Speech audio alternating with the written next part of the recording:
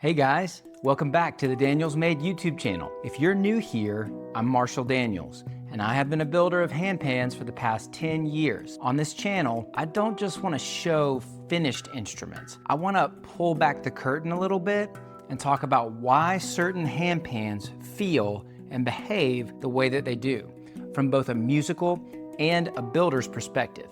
Today, we're looking at one specific scale, the B Onoleo. Let's jump into it. Now, when you're thinking about choosing a handpan scale, you're not just picking notes.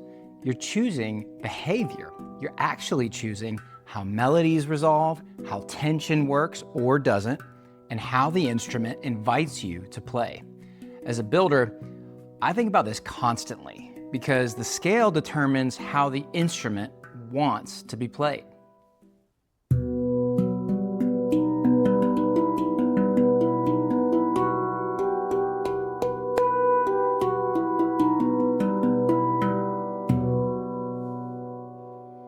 So this is the B Onoleo scale. The notes are B, F sharp, G, B, D sharp, E, F sharp, G, B. Now you'll notice several of the same octave notes there.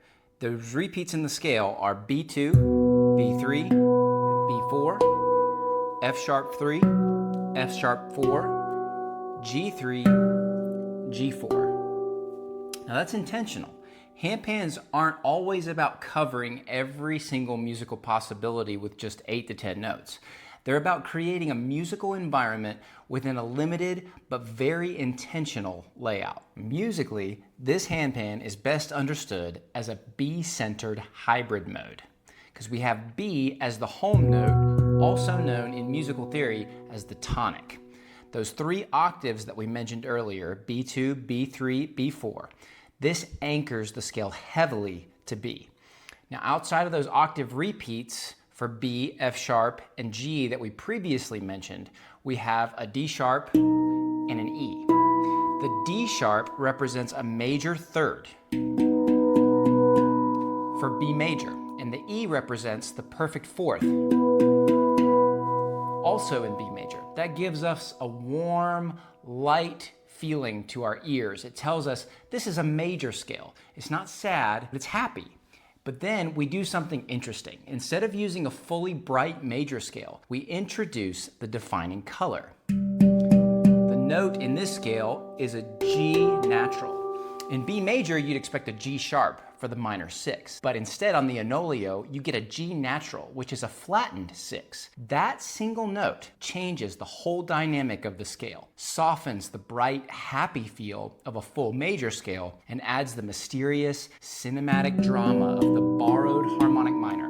That's what comprises the unique personality of this particular scale. Another thing that this scale does is it avoids something important. There's no leading tone. In traditional Western music, a leading tone, which is typically the 7th degree, creates pressure or gives the listener a feeling of tension. It pushes the music to resolve or land in a particular way. For the Onoleo scale in this context, no leading tone means that musically, nothing is chasing resolution. Instead of tension and release, you get presence and return. All the phrases fall back to B in an almost circular pattern.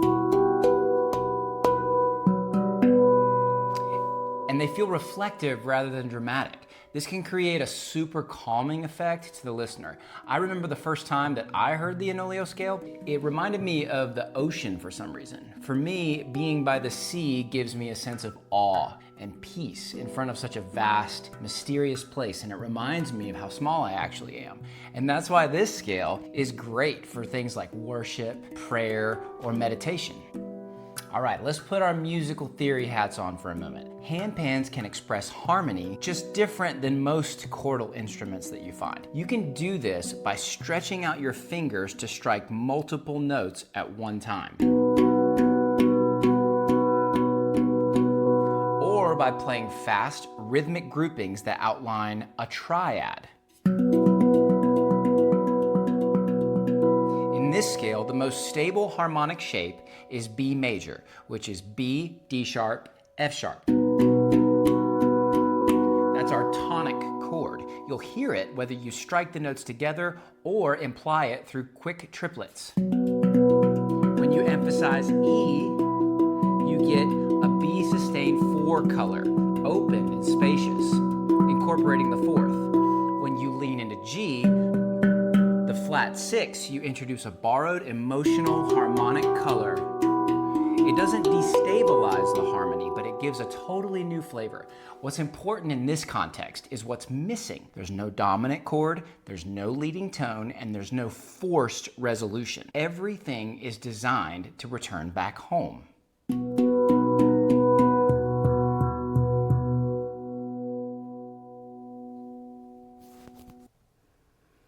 Okay, so in theory terms, B is the tonic, the note that everything settles on, but handpans add another layer because of how each tone field is actually built. You'll notice that each tone field is shaped like an ellipse. Every note is tuned with 3 frequencies inside of it: the fundamental, the octave, and the perfect fifth above that octave. The B2 ding contains the B2 fundamental, a B3 and an F sharp 4 all in one single ellipse. The fifth lives on the minor axis of the tone field. When you strike the ding, that F sharp 4 partial can sympathetically activate the F sharp 4 tone field somewhere else on the instrument.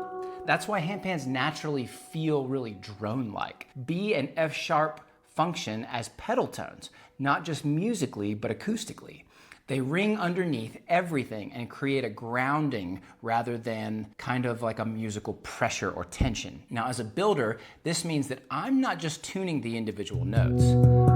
I'm also tuning for how frequencies in each note talk to each other throughout the scale.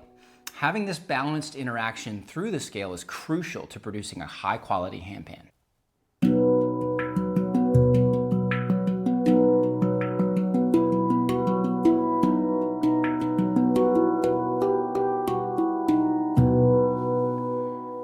Drawn to reflective, prayerful, or ambient music, or you want a scale where nothing feels wrong, this version of the B Onoleo is incredibly strong. It's not overly flashy, it doesn't push complexity on the player. It holds a cyclical musical pattern that is ultimately very grounded and calming for the player and listener.